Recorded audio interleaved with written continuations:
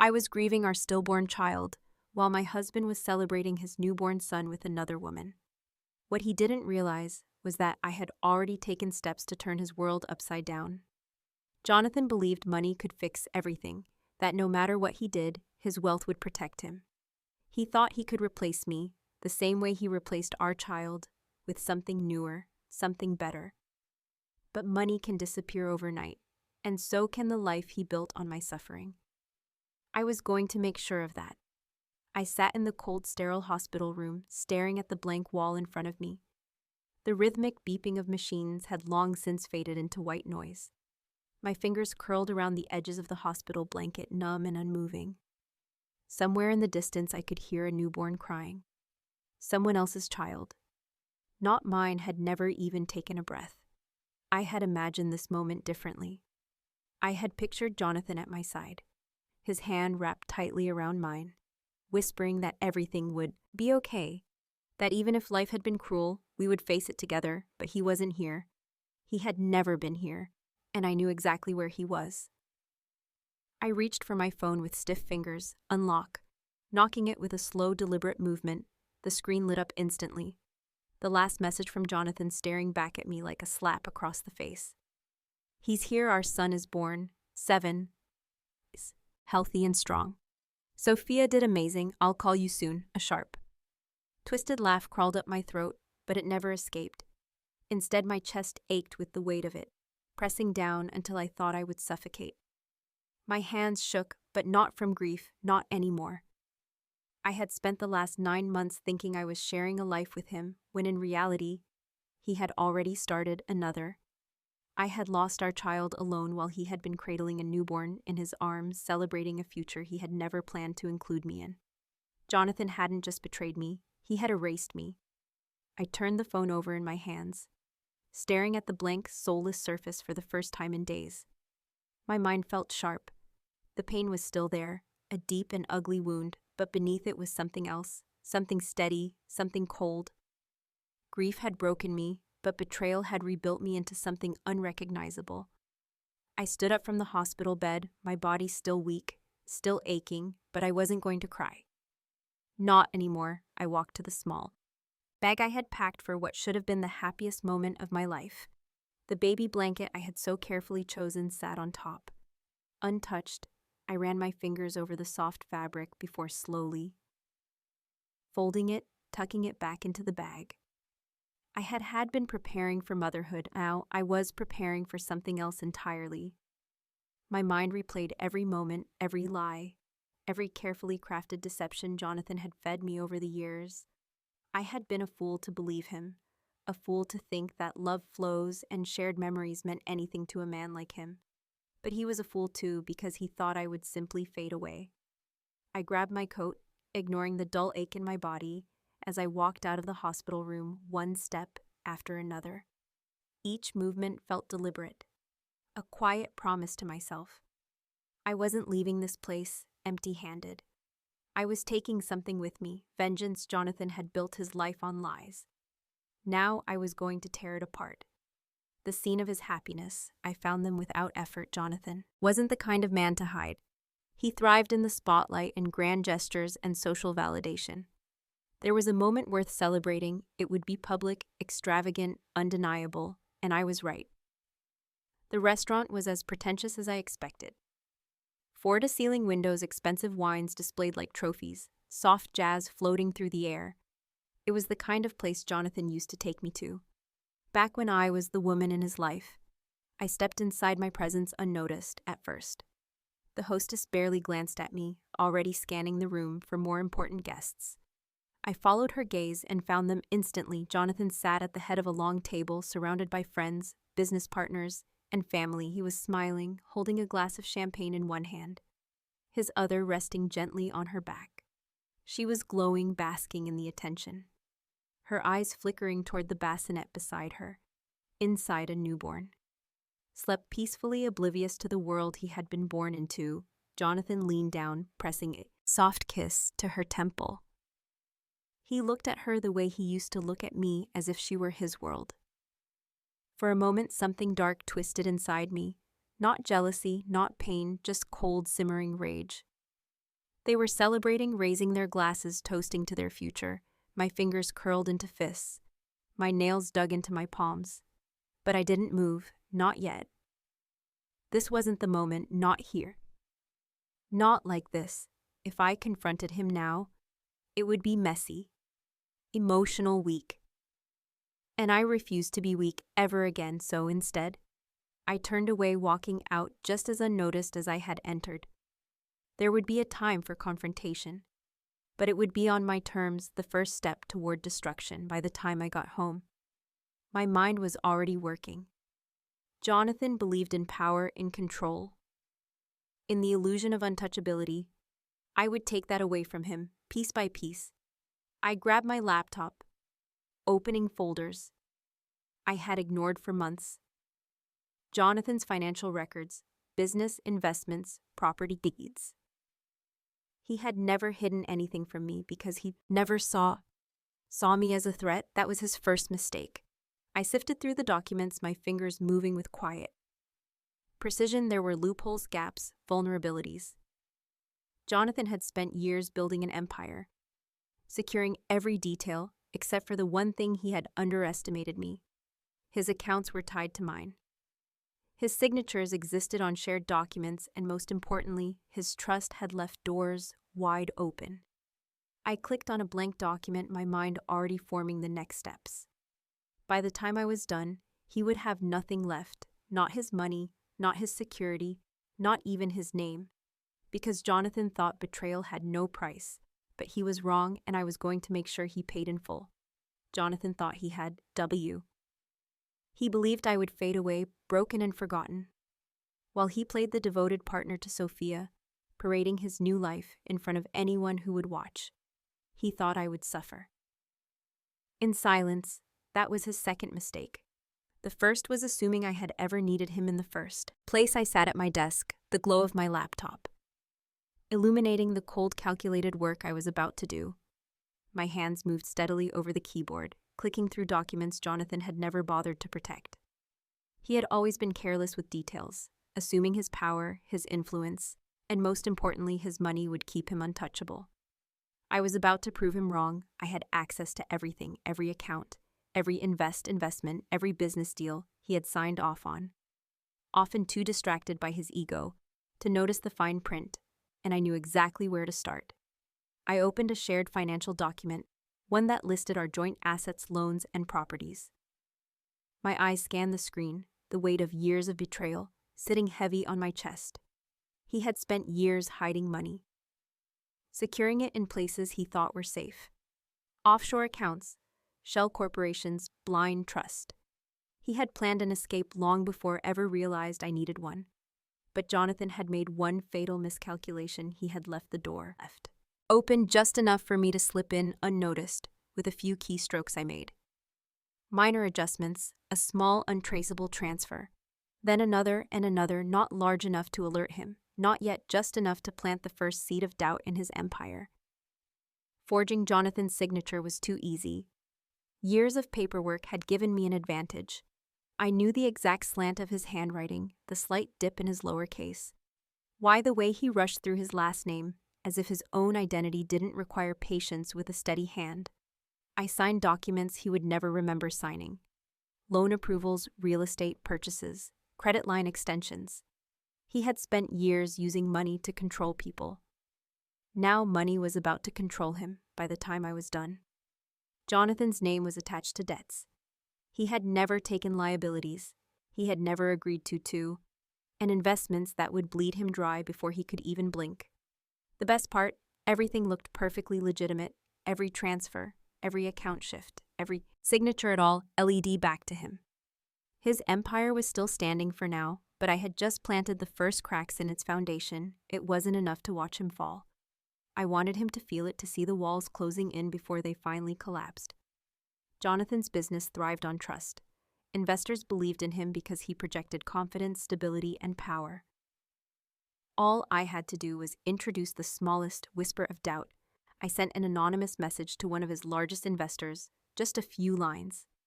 No accusations, no demands, just enough to make them curious. Have you noticed inconsistencies in Jonathan's financial reports? You should check his recent investments. Some of his holdings don't add up a simple message, but it was enough. Wealthy men never trust blindly. The moment suspicion is planted, they start digging, and Jonathan. He had no idea that the people who once supported him were now watching his every move. Sophia had never been a threat. She was simply a pawn. Jonathan had moved into place, believing I would break at the sight of her. But she was also his greatest weakness. She didn't love him, not truly. She loved what he provided, the trips, the luxury, the security, and security is a fragile thing. So I made sure she noticed how much Jonathan's financial stability depended on keeping certain people happy. She started asking questions. Why was Jonathan taking longer business calls? Why did he look tense every time his phone rang? Why had he suddenly stopped promising her the future they had planned? She didn't realize it yet, but she was chipping away at his confidence with every doubt she voiced. And Jonathan, he was too busy holding on to his crumbling empire to see who had set the fire. It took 3 weeks before Jonathan noticed something was wrong. He called me not to apologize, not to acknowledge what he had done. He called because he needed control. And for the first time, he didn't have it. Christina, his voice was clipped professional, like we were business partners, not ex-lovers I need to meet now. I let the silence stretch, let him sit in it. Then calmly, I said, I don't think that's a good idea. You don't think? He exhaled sharply. This isn't about emotions, Christina. There's something happening with my accounts. I need to check. Then you should talk to your accountant. My voice was smooth, detached. You think I haven't? His frustration was palpable. Something isn't adding up. I need to... I cut him off, Jonathan. He stopped talking. I let his name linger between us, a reminder of who he used to be to me. A reminder of everything he threw away then, in a voice colder than I ever thought I was capable of. I said, I don't owe you anything. I hung up, and for the first time since he shattered my world, I smiled. The cracks in Jonathan's empire were no longer invisible. His investors were watching him. His accounts were bleeding money faster than he could trace. Sophia was growing, restless, sensing the storm. Before it hit, and Jonathan, for the first time in his carefully constructed life, he was facing a problem he couldn't fix. I closed my laptop, exhaling slowly. This was just the beginning. Jonathan had spent years betting on the idea that he would always win. But I wasn't playing his game anymore. I was rewriting the rules, and you would lose everything. Jonathan was unraveling, and I wasn't even close to being finished. His call had been the first crack in his carefully controlled facade, a glimpse into the storm. He wasn't prepared for. He wasn't used to problems he couldn't buy his way out of. Wasn't familiar with losing. But now his empire was bleeding, and he didn't even know where the wound was. He could feel the weight of something shifting beneath his feet, but he was still grasping in the dark, searching for a culprit he would never find in time. I knew he'd try to cover his tracks. I knew he'd fight to hold on to the illusion of power. But what Jonathan hadn't realized yet was that his greatest weakness wasn't the money slipping through his fingers. It wasn't the investors side-eyeing him, the banks flagging his accounts, or even the loans quietly piling up under his name. His greatest weakness was the one thing he had always assumed was his strength, his ability to manipulate people, and the easiest person to manipulate the woman he had chosen to replace me.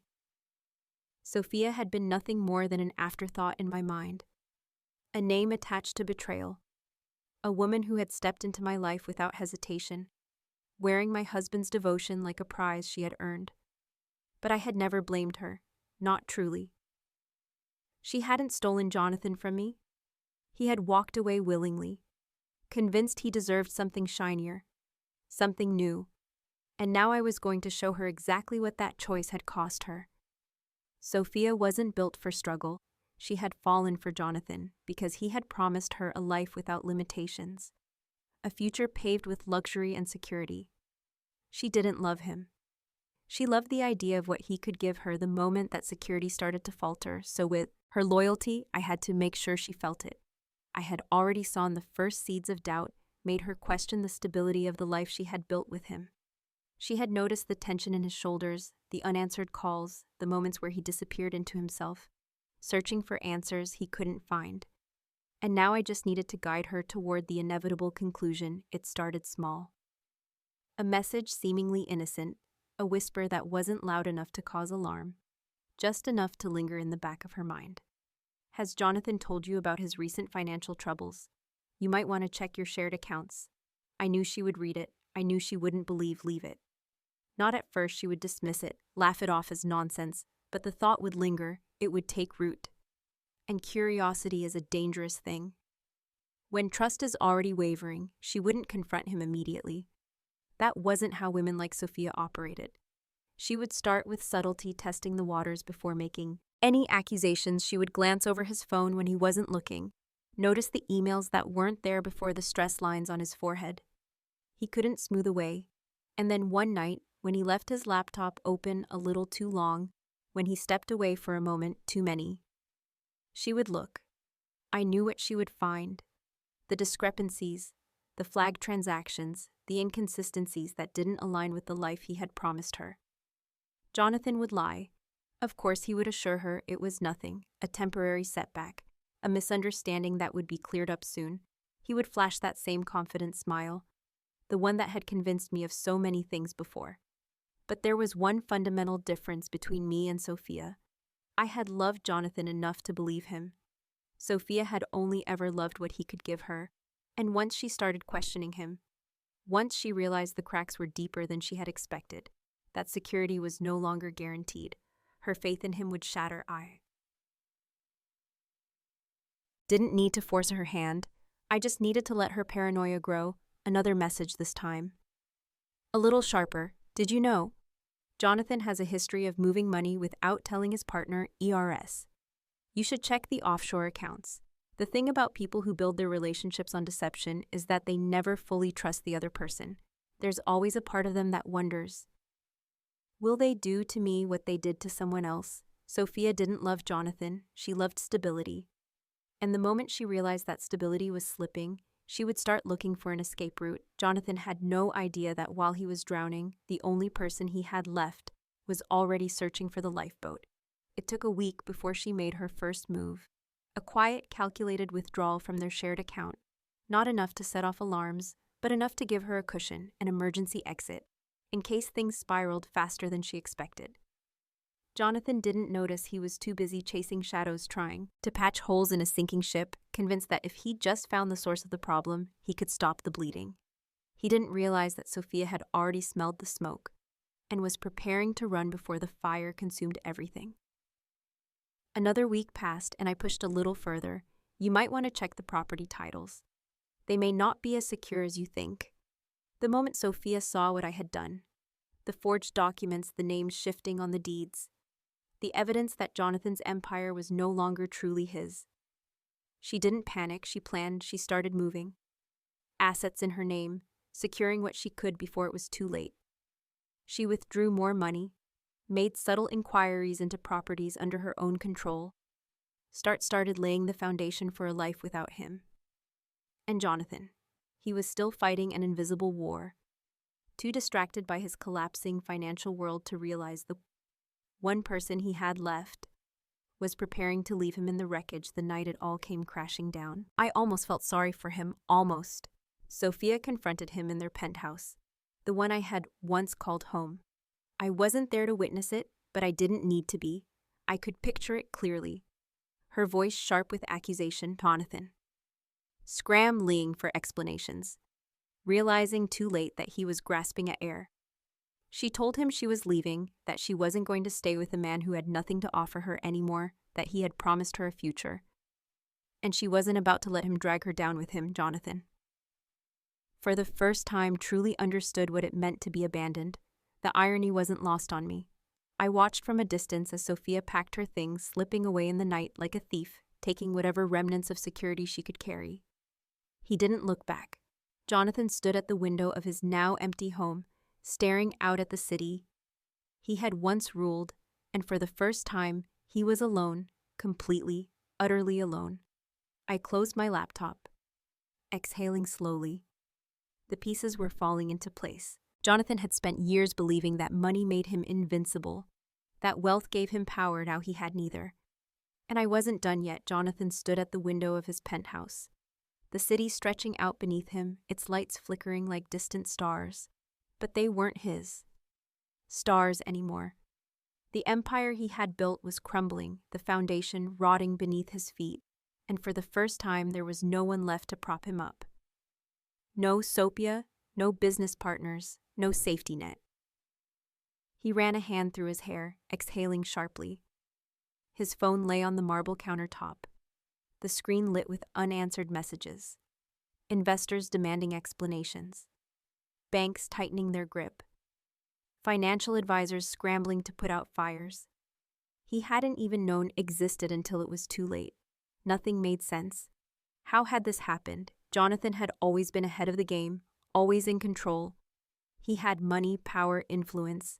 He had protected himself, and yet here he was, watching it all slip through his fingers like sand. He picked up the phone, dialing his financial advisor.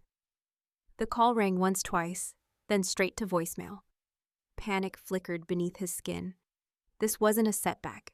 This was something else, something deeper, something deliberate. He paced the room, his thoughts tangled in knots. The numbers weren't adding up, the withdrawals, the missing assets, the sudden instability in his accounts.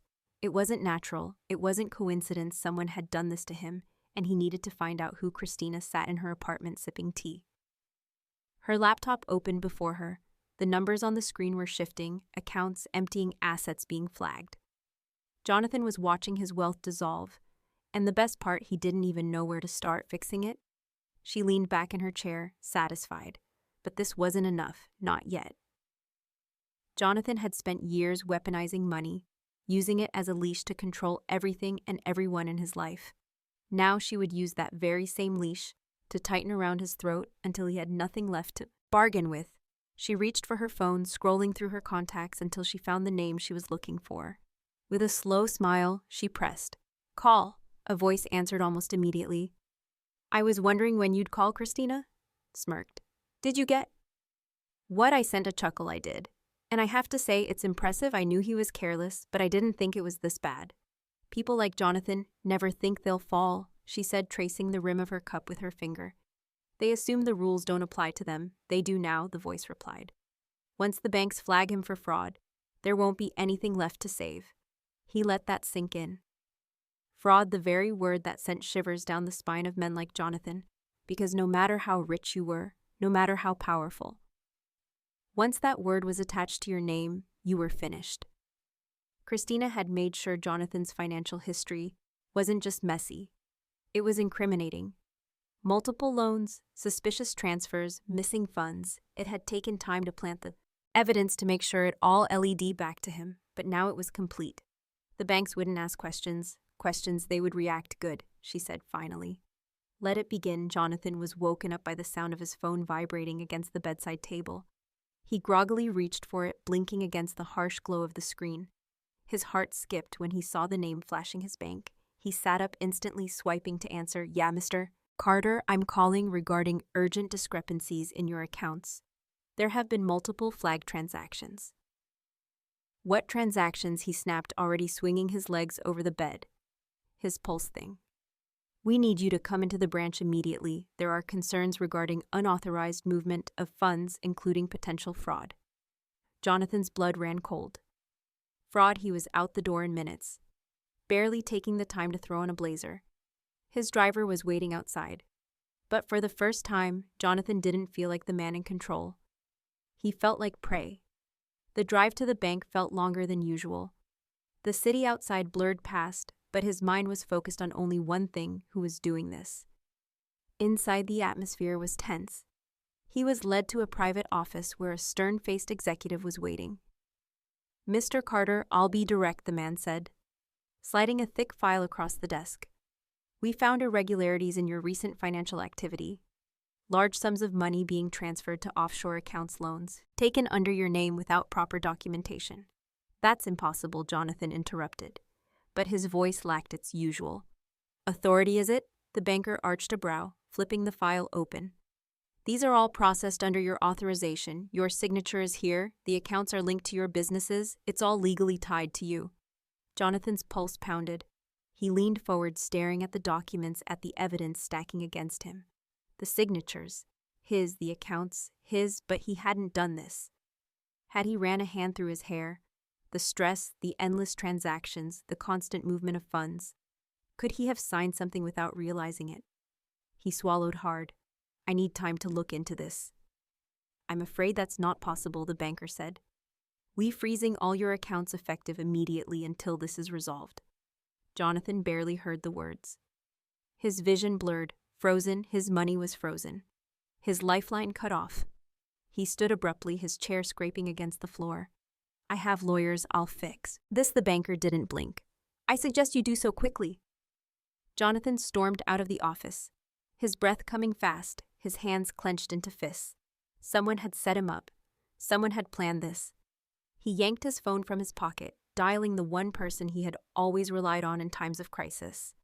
His most trusted business associate. The call rang. No answer, his PR tightened another call. Another silence, one by one. Every single person he thought he could depend on was disappearing. And then one name remained. One person who had yet to reach out. Yet to react to his downfall. Christina. His fingers hovered over her contact. His pride screamed at him to not call to find another way. But he had none. She was the last piece of familiarity in his collapsing world. Finally, he pressed call. The line rang once, twice, then she answered. Silence stretched between them, then her voice smooth, controlled Jonathan. His throat was tight, his words stiff. I need to see you a beat, then soft laughter, not mocking, just not. Knowing, I don't think that's a good idea, she said. His jaw clenched. You don't understand. Oh, I understand perfectly. Her voice was light, almost amused. I told you once that I didn't owe you anything. Did you really think that changed? He exhaled sharply. Christina, please silence then. You should have thought about that before you made me bury our child alone. The call ended, Jonathan stood. Frozen, the dial tone ringing in his ears, and for the first time he understood he wasn't losing everything. He had already lost it. Jonathan stared at his phone, the call having ended, but the weight of Christina's words still hung in the air. You should have thought about that before you made me bury our child alone. His fingers tightened around the device, his pulse hammering in his ears. He had spent his life dismissing people as soon as they were no longer useful, walking away without a second thought. But this was different. This was calculated. Christina hadn't just left him, she had dismantled his world piece by piece. While he had been too blind to see it happening, Jonathan turned back toward the towering glass windows of his penthouse. But the view no longer looked the same. The city that once felt like his kingdom now felt cold, distant for the first time in his life. He wasn't just facing a setback. He was alone the next morning. He sat in his office, tapping his fingers against the desk, his thoughts tangled in knots. There had to be a way to fix this. His first call was to his lawyer voicemail. The second to his financial advisor voicemail. By the third call, frustration clawed at his chest. He reached for his assistant's number, knowing that if anyone could track down the people avoiding him, it would be her. But this time, the phone didn't ring, a disconnected number. A sickening realization settled in his gut. They weren't just ignoring him, they were gone, one by one, every person he had relied on, every employee, every trusted business associate, every so-called friend had begun severing ties, leaving him in the wreckage of the life he had built. Jonathan clenched his jaw.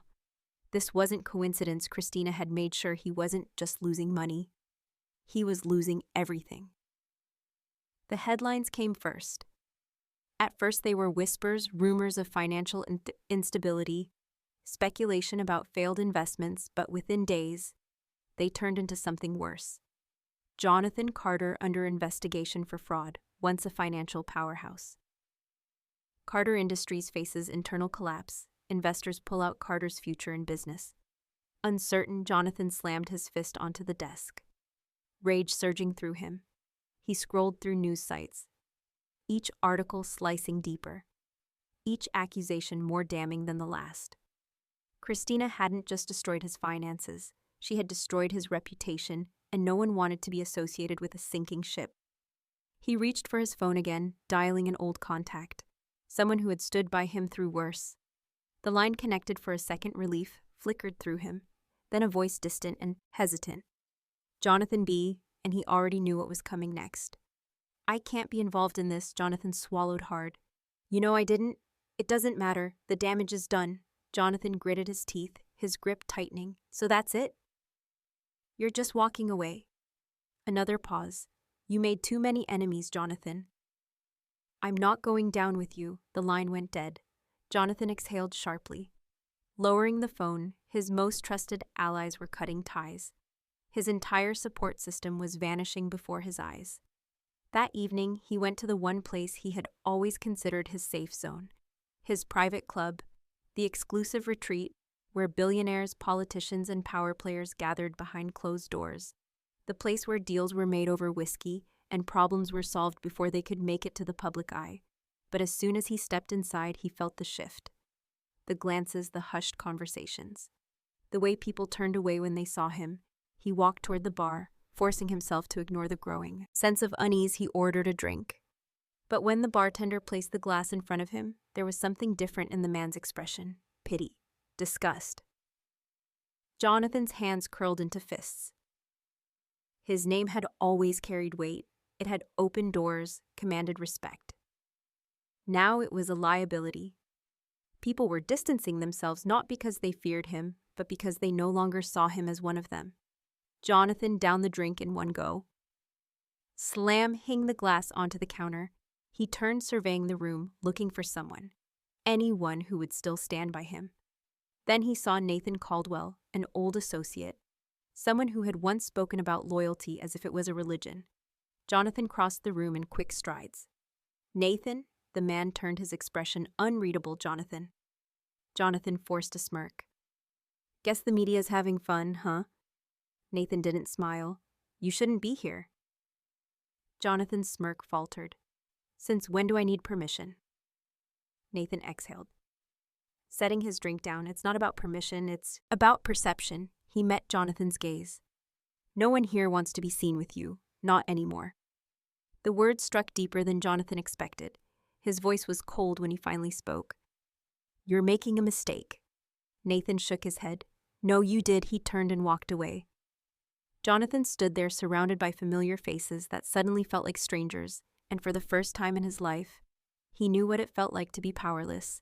He drove aimlessly through the city, past towering skyscrapers that once felt like his kingdom, past restaurants where he had celebrated his victories, past hotels where he had entertained business partners and lovers alike.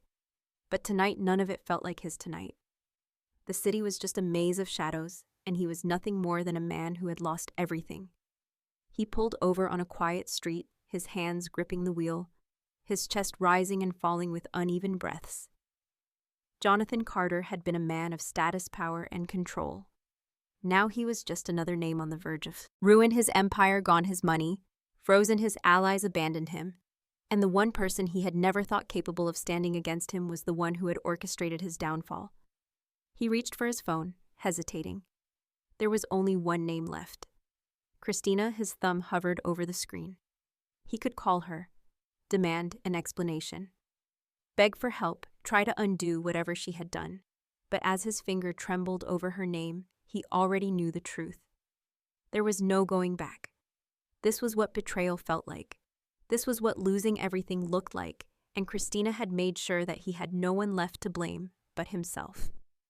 Jonathan sat in his car, his hands gripping the wheel so tightly that his knuckles turned white. The city lights outside blurred together, streaks of golden red melting into the darkness. His mind was spinning, replaying every conversation, every loss, every betrayal. His empire had crumbled beneath him. His wealth slipping through his fingers like water. His allies had abandoned him. His reputation dragged through the mud. And now, for the first time in his life, he had no power, no control, no safety net. The weight of it pressed down on him, suffocating. He inhaled sharply, exhaling through gritted teeth. He couldn't just sit here wallowing in his downfall. There had to be a way to fix this. There had to be something he could do. For years, he had been the man people feared, respected, admired. He had built himself into an untouchable figure. He had risen higher than anyone else climbed, further than anyone thought possible, and now he was a spectacle, a joke. His phone vibrated beside him, snapping him from his thoughts. He glanced at the screen, his pulse quickening, another news alert, another dagger to the chest. Jonathan Carter caught in financial scandal. Is this the end of his legacy? His stomach twisted. He opened the article, his eyes scanning the words, his heartbeat pounding in his ears. The accusations were worse than he expected. Fraud, embezzlement, mismanagement, the words painted him as a man who had built his success on deception, who had manipulated the system for his own gain. None of it was true, but it didn't matter. People believed what they wanted to believe, and right now they wanted to see him fall. A slow, sickening realization settled in his chest. This wasn't just about his financial ruin. Christina had made sure he didn't just lose money. She had ensured that he lost his name. And once a name was tainted, it was impossible to clean. The world was watching him drown, and no one was coming to save him. The first sign that he was losing more than just business. The next morning, Jonathan arrived at his office, his head held high despite the chaos swirling around him. He walked through the front doors, his steps measured, controlled. He needed to show strength. He needed to remind people who he was. But the moment he stepped inside, he felt it. The shift. The eyes employees who once scrambled to please him now avoided his gaze. Conversations hushed as he passed whispers, replacing the usual air of submission. He saw the way they looked at him, not with admiration, but with pity. Or worse, disgust. He clenched his jaw, pushing forward, ignoring the sinking feeling in his gut. He stepped into the elevator, the doors closing behind him, sealing him in silence, then a voice behind him. I heard the board is considering forcing him out. Jonathan's breath caught.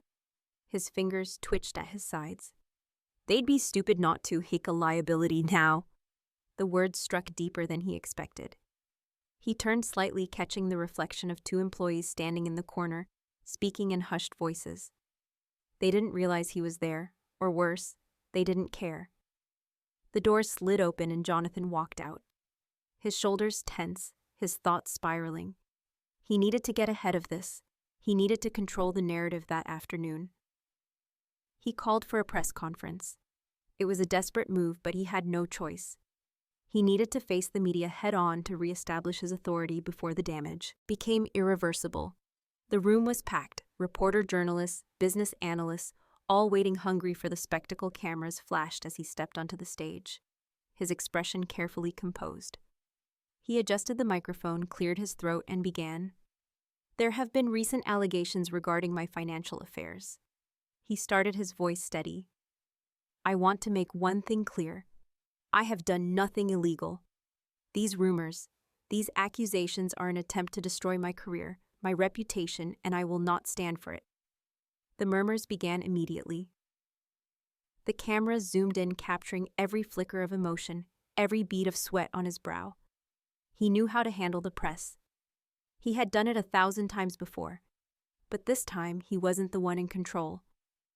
A reporter in the front row stood, a smirk tugging at the corners of her lips. Mr. Carter, if you have nothing to hide, can you explain these? She lifted a folder, flipping it open for the cameras to see the documents inside. Were crisp, printed in black and white, and Jonathan's stomach dropped. Bank statements, contracts, emails, leaked evidence tying him to fraudulent transactions. The very proof he needed to prove his innocence, except it had been twisted against him. He swallowed hard, gripping the edges of the podium. These are fabrications, he said, but his voice lacked its usual certainty. The room erupted in murmurs, the press already forming their headlines. Are you saying these documents are fake, Mr. Carter? He opened his mouth, closed it. The walls were closing in, the flashing cameras, the whispers, the pointed looks. This wasn't a press conference, this was an execution. And Christina had set the stage perfectly. Jonathan barely remembered leaving the room. One moment he was standing at the podium, drowning under the weight of accusations, and the next he was outside his driver, waiting in silence. His car door open. He slid into the back seat, slamming the door shut. His breath uneven, his hands trembled as he reached for his phone. Scrolling through the countless messages flooding in, business partners pulling out, former allies distancing themselves, his company stock plummeting in real time. And then a message from an unknown number. It was just a single line. You wanted to build a legacy. Now you'll be remembered as a fraud. He knew exactly who it was from. His chest tightened, rage and despair colliding inside him.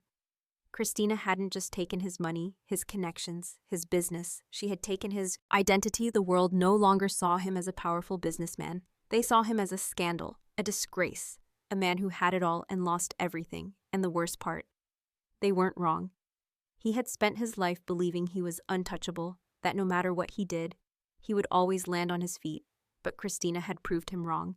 She had ripped away his mask and forced him to face the truth. Jonathan Carter was nothing without his wealth.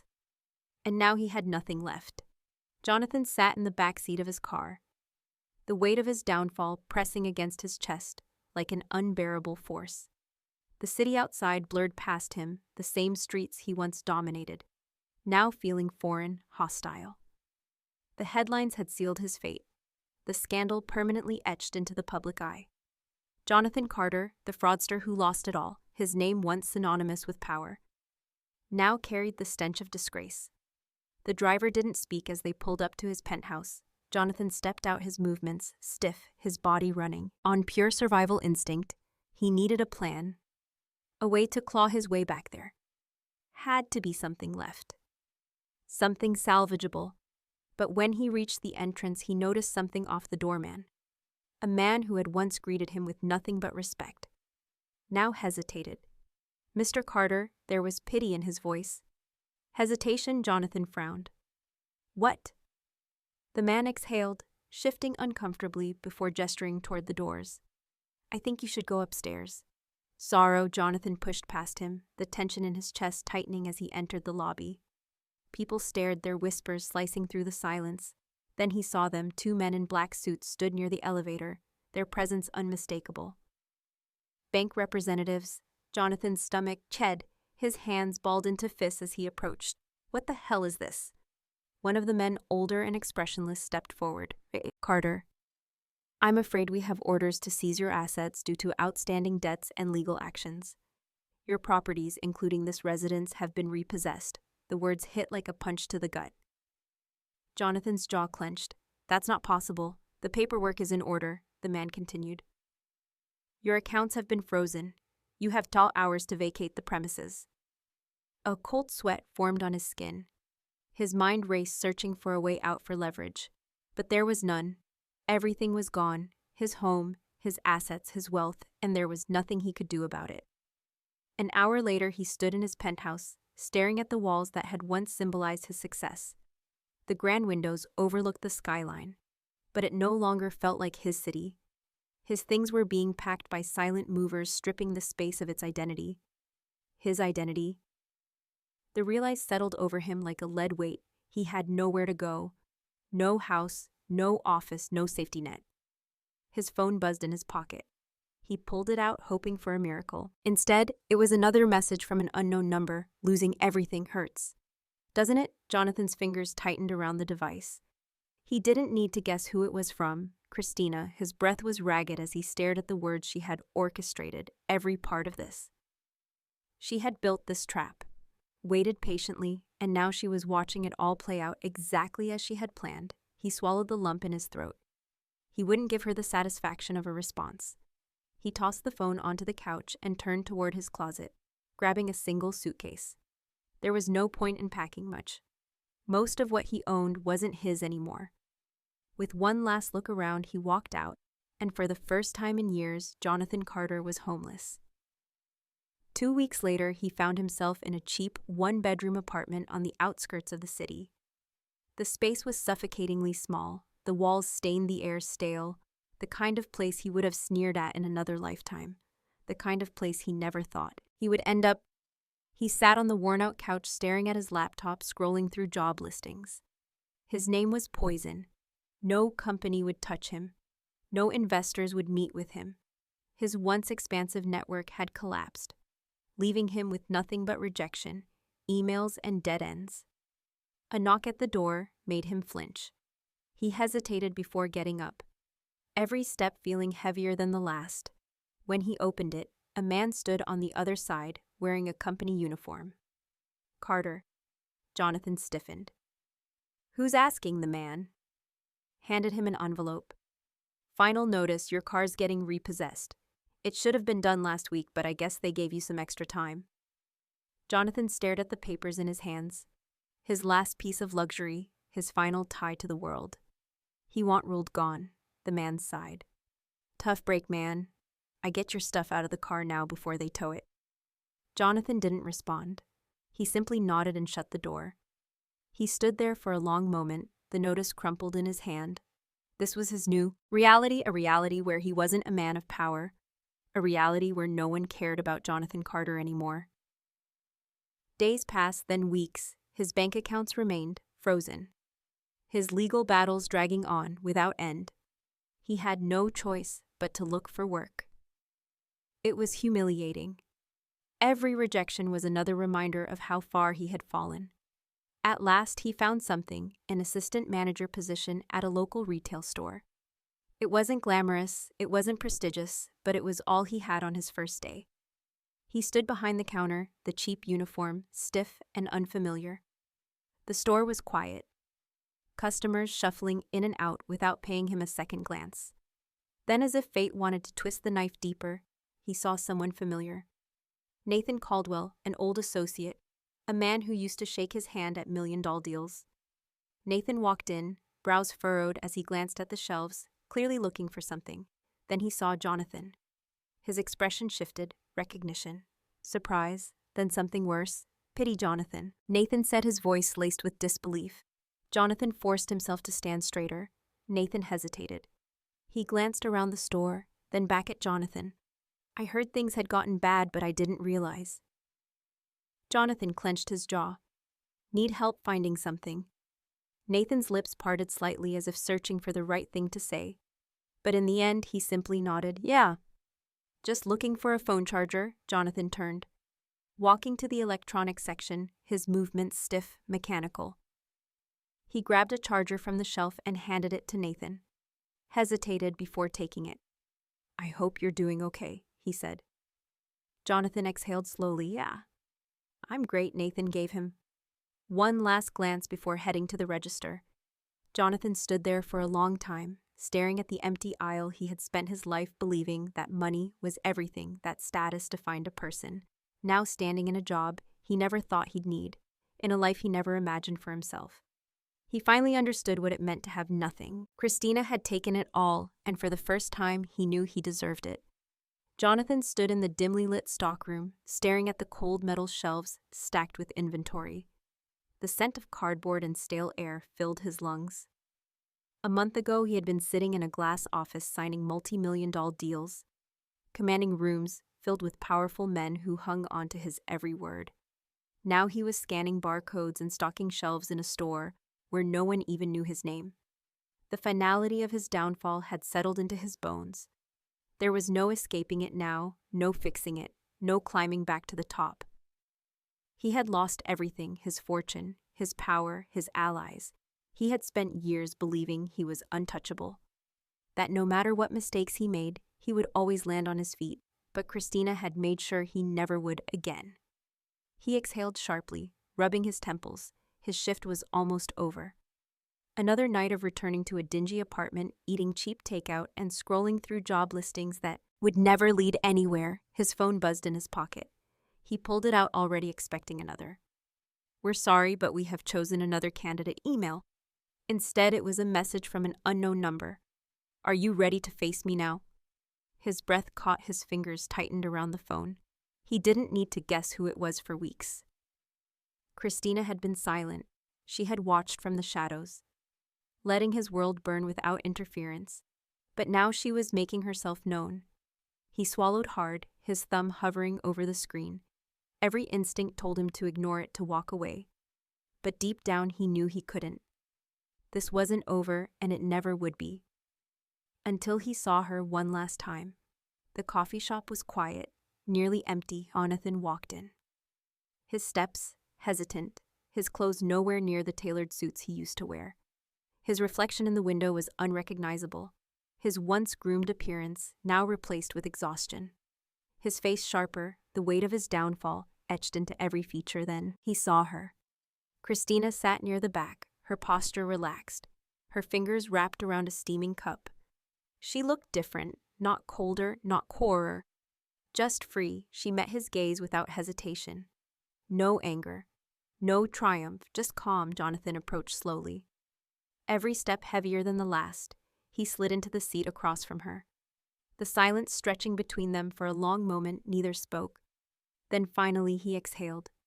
"You did all of this," he said. His voice hoarse. Christina tilted her head slightly. "Did I?" His jaw clenched. "Don't play games with me, the accounts, the fraud accusations, the investors pulling out the media leaks. That was you?" She didn't confirm. She didn't deny it either. Jonathan let out a bitter laugh, shaking his head. Why, her eyes flickered, but she didn't answer right away. She simply took a slow sip of her coffee before letting the cup down carefully. Then in a voice so steady it sent a chill through him, she said, "Because you made me bury our child alone." Jonathan's breath hitched. He had expected a dozen reasons revenge, spite the thrill of watching him suffer.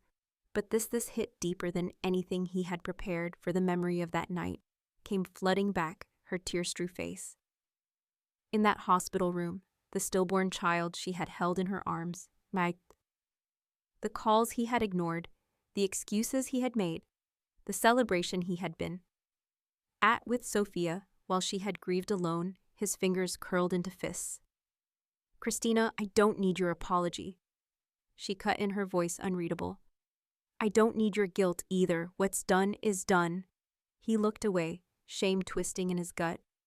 "You destroyed me," she exhaled, almost as if she had been waiting for those words. "Jonathan, you destroyed yourself. I just gave you the consequences you thought you'd never have to face." Silence stretched between them again. Heavier than before, Jonathan ran a hand through his hair, his chest tightening. "What now?" Christina studied him as if deciding whether she should even answer. Then after a moment, she leaned forward. "Slightly you wanted to be untouchable," she murmured, "to live without consequence. You thought people were disposable, that money would always keep you above everyone else." She leaned back, her expression unreadable. "Well, now you know what it feels like to be nothing." Jonathan swallowed his throat dry. He should have been angry, furious, but the truth settled in like a stone. He was right, and he had never been more aware of it than in that moment. He had built his life on a foundation of power, control, and selfishness, and when it was all stripped away, what was left? Nothing. Just a man sitting across from his ex-wife, realizing that she had won long before he had even noticed the game had started. His voice was quiet when he finally spoke. "Are you here to watch me suffer?" Christina shook her head. "No, I've already watched enough." He searched her face, trying to find something: hatred, triumph, satisfaction. But he found none of it, just finality. She had already moved on, and somehow that hurt more than anything else. Jonathan exhaled shakily. Nodding, he looked down at his hands, then back at her. "I don't know what to do now." Christina regarded him for a long moment before answering. "That's not my problem anymore." She grabbed her purse, standing gracefully. Jonathan watched as she slid on her coat, as if this was just another ordinary conversation. But before she turned to leave, she paused. "For what it's worth," she said quietly, "I didn't do this out of hate." Jonathan blinked, caught off guard. Then why? Christina's lips curved slightly. Not a smile, not quite. "You deserve to lose everything." And with that, she walked away. Jonathan didn't move, didn't call after her. He simply sat there, staring at the empty seat across from him, the weight of his own irrelevance crushing down on him. For the first time in his life, there was no next move, no plan, no way out, just silence, and Jonathan Carter finally understanding the true price of betrayal.